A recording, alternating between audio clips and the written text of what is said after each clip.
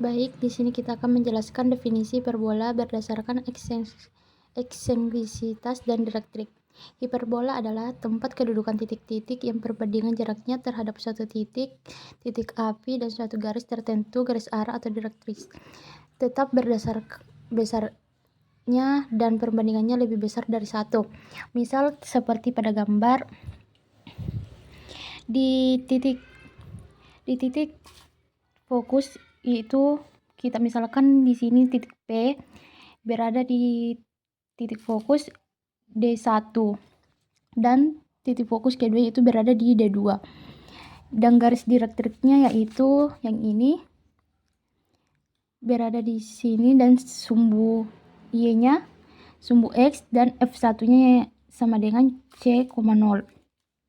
Dan ini adalah garis asimsot, dan ini adalah titik A, jarak terdekat dari titik fokus yaitu A- dan A+. Misal kita masuk pada penjelasannya, yaitu misalkan F dalam kurung X1, Y1 sebaran titik pada hiperbola X kuadrat per A kuadrat dikurang Y kuadrat per B kuadrat sama dengan 1.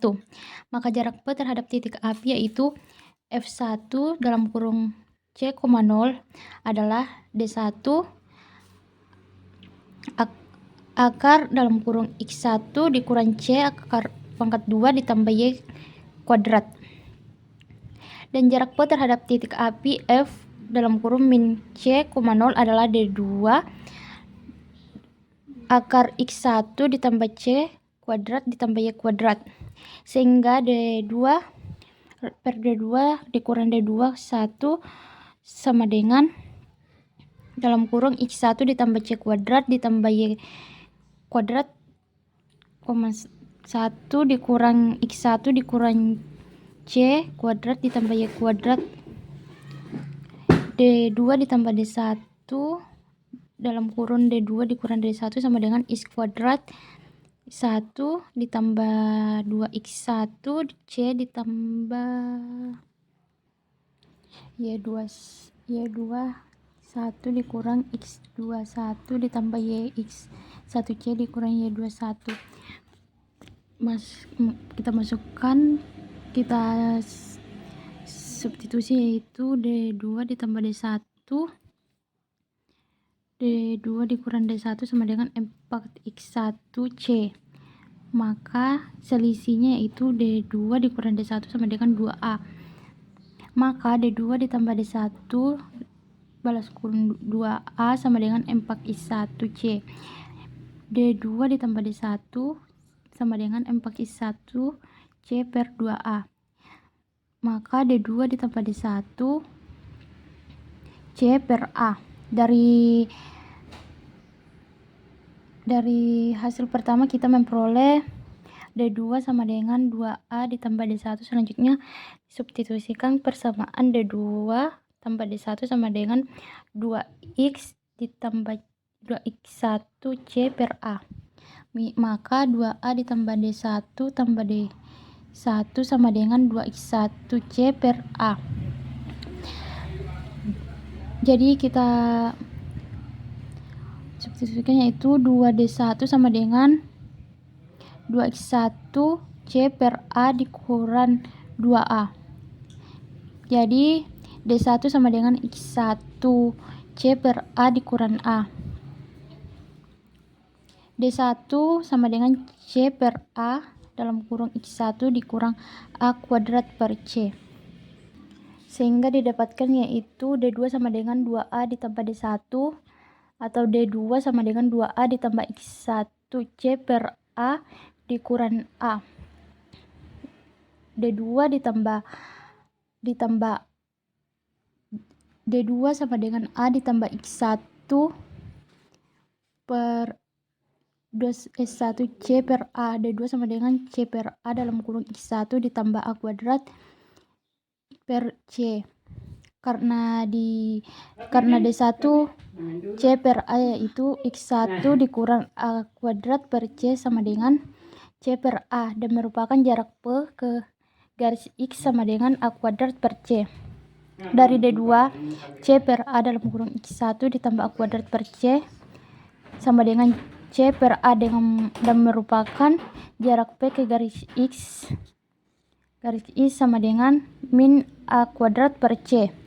Jadi garis X sama dengan plus min A kuadrat per C adalah direktris garis arah. Masuk pada contoh soal, yaitu tentukan persamaan hiperbola dan titik-titik apinya terletak pada sumbu X simetris 0 dan melalui titik M dalam kurung min 5 dan ekstensitas numeriknya E sama dengan akar 2. Penyelesaiannya itu persamaan hiperbola berbentuk X kuadrat per A kuadrat dikurang Y kuadrat per B kuadrat sama dengan 1. Titik M dalam kurung min 5, 3. Pada hiperbola berarti 25 per A kuadrat dikurang 9 per B kuadrat sama dengan 1, atau 25 B kuadrat sama dengan A kuadrat, B kuadrat tambah 9 A kuadrat. Karena I sama dengan C per A sama dengan A kuadrat, maka C kuadrat sama dengan A kuadrat. Pada hiperbola berlaku C kuadrat sama dengan A kuadrat tambah B kuadrat, maka 2A kuadrat sama dengan 2A kuadrat tambah B kuadrat, atau A kuadrat sama dengan B kuadrat. Akibatnya 25 B kuadrat sama dengan B. 4 ditambah 9 B kuadrat atau B kuadrat sama dengan 16, sehingga A kuadrat sama dengan 16. Jadi persamaan hiperbola yang titik apinya terletak pada sumbu X simetris terhadap 0 dan melalui titik M yaitu min 5,3 dan eksentrisitas numeriknya E sama dengan akar 2 adalah X kuadrat per 16 dikurang Y kuadrat per 16 sama dengan 1.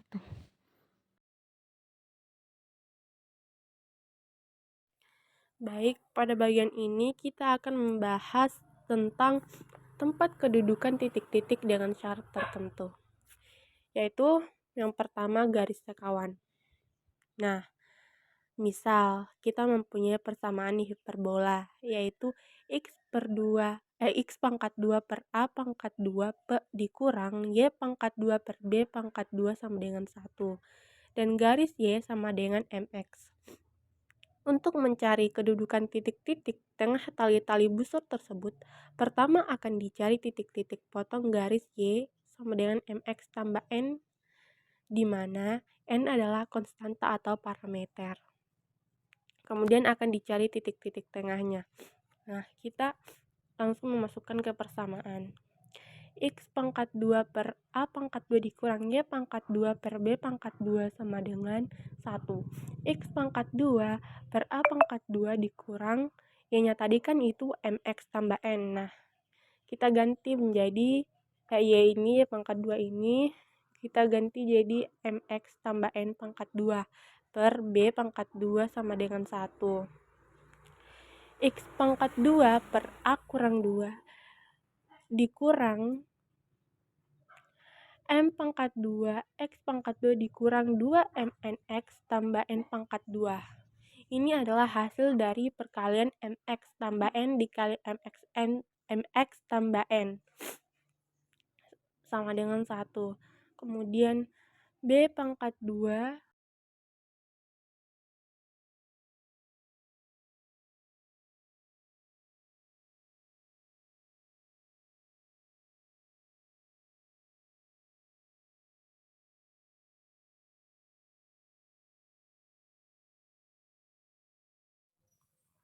Nah, setelah itu kita kali silang.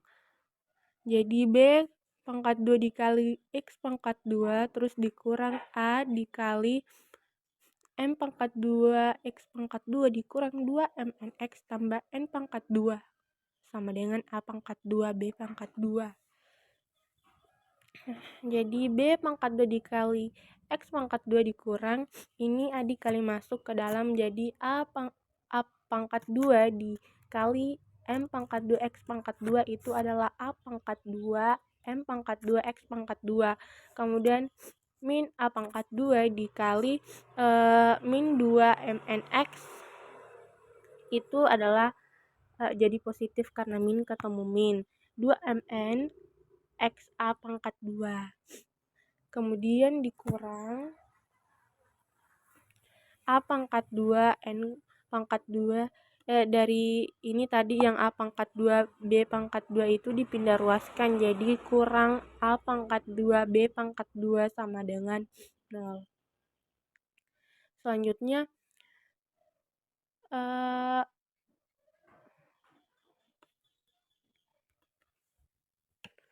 kemudian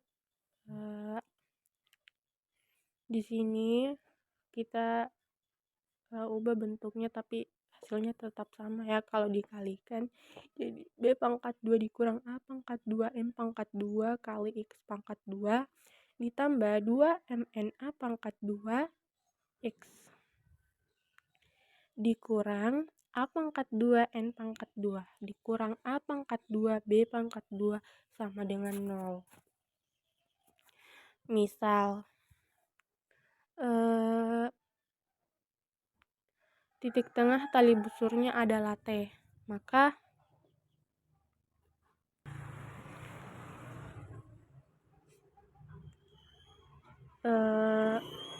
kita mensubstitusikan maka XT sama dengan X1 kurang X2 per 2. Nah, sama dengan 2A pangkat 2 MN per 2 kali B pangkat 2 kurang A pangkat 2 M pangkat 2. Nolnya kita coret di atas sama di bawah. Jadi A pangkat 2 MN per B pangkat 2 dikurang A pangkat 2 M pangkat 2. Selanjutnya itu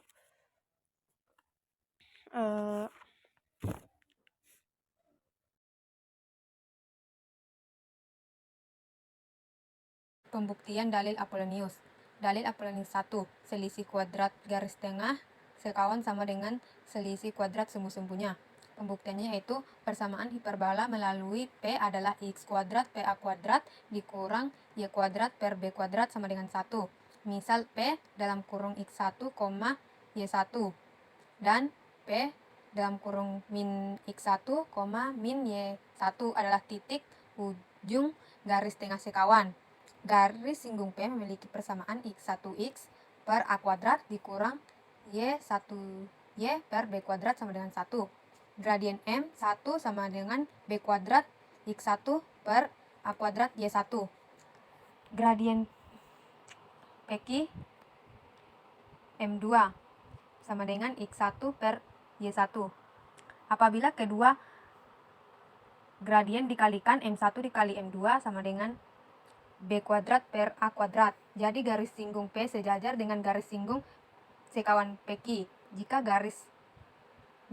RS garis tengah sekawan PQ, maka persamaannya X1X per A kuadrat dikurang Y1Y B per B kuadrat sama dengan 0. Maka X1X per A kuadrat sama dengan Y1Y B kuadrat per B kuadrat sama dengan kita kali silang yaitu A kuadrat Y1Y per B kuadrat X1 yaitu persamaan 1. Koordinat R dan S sebagai koordinat-koordinat titik potong RS dengan hiperbola X kuadrat per A kuadrat dikurang Y kuadrat per B kuadrat sama dengan min 1 yaitu persamaan 2. Mencari koordinat R dan S substitusi persamaan 1 dan 2. X1Y per A kuadrat dikurang Y1Y per B kuadrat sama dengan min 1. Maka A kuadrat Y1 kuadrat Y per D kuadrat A kuadrat X kuadrat dikurang Y kuadrat per B kuadrat sama dengan min 1. A pangkat 4 Y1 kuadrat Y kuadrat per D kuadrat A1 kuadrat X kuadrat dikurang Y kuadrat per B kuadrat sama dengan min 1. Maka Y kuadrat sama dengan A kuadrat Y1 kuadrat per D kuadrat A kuadrat X kuadrat sama dengan Y kuadrat per B kuadrat sama dengan min 1. Maka Y kuadrat sama dengan A kuadrat Y1 kuadrat dikurang B kuadrat X kuadrat kurang Y kuadrat per B kuadrat sama dengan min 1. Maka Y kuadrat sama dengan A kuadrat Y1 kuadrat dikurang B kuadrat X1 kuadrat per B kuadrat X1 kuadrat dikurang Y kuadrat per B kuadrat sama dengan min 1. maka Y kuadrat sama dengan min B kuadrat X1 kuadrat per A kuadrat Y1 kuadrat dikurang B kuadrat X1 kuadrat dikali A kuadrat B kuadrat per 1 A kuadrat B kuadrat. Maka Y kuadrat sama dengan B kuadrat X1 kuadrat per A kuadrat X1 kuadrat dikurang B kuadrat X1 kuadrat seper A kuadrat B kuadrat. Maka Y kuadrat sama dengan B kuadrat X1 kuadrat per A kuadrat per Y kuadrat Y1 kuadrat per B kuadrat dikurang X1 kuadrat per A kuadrat, yaitu menghasilkan Y kuadrat sama dengan B kuadrat X1 kuadrat per A kuadrat, yaitu kita hapus mati, menghasilkan Y sama dengan BX1 per A. Substitusikan Y sama dengan BX1 per A ke persamaan 1 akan diperoleh X sama dengan A kuadrat Y1 Y per B kuadrat X1 sama dengan X sama dengan A kuadrat Y1 BX1 per A B kuadrat X1A. Maka X sama dengan A Y1 per B dan X2 nya A Y1 per B. Maka menghasilkan R dalam kurung A per B Y1, B per A X1 dan S dalam kurung min A per B Y1, min B per A X1. Jika OP sama dengan A1, OR sama dengan B1, maka A1 kuadrat sama dengan X1 kuadrat ditambah Y1 kuadrat. Dan B1 kuadrat sama dengan A kuadrat per B kuadrat Y1 kuadrat ditambah B kuadrat per A kuadrat X1 kuadrat. Maka A1 kuadrat dikurang B1 kuadrat sama dengan A kuadrat per B kuadrat sama dengan A kuadrat dikurang B kuadrat per A kuadrat X1 kuadrat dikurang A kuadrat dikurang B kuadrat per B kuadrat Y1 kuadrat. Karena X1 kuadrat per A kuadrat dikurang Y1 kuadrat per B kuadrat, maka X1 kuadrat dikurang B1 kuadrat sama dengan A kuadrat dikurang B kuadrat, yaitu 4A kuadrat dikurang 4B1 kuadrat sama dengan 4A kuadrat dikurang 4B kuadrat. Jadi terbukti dalil Apollonius 1.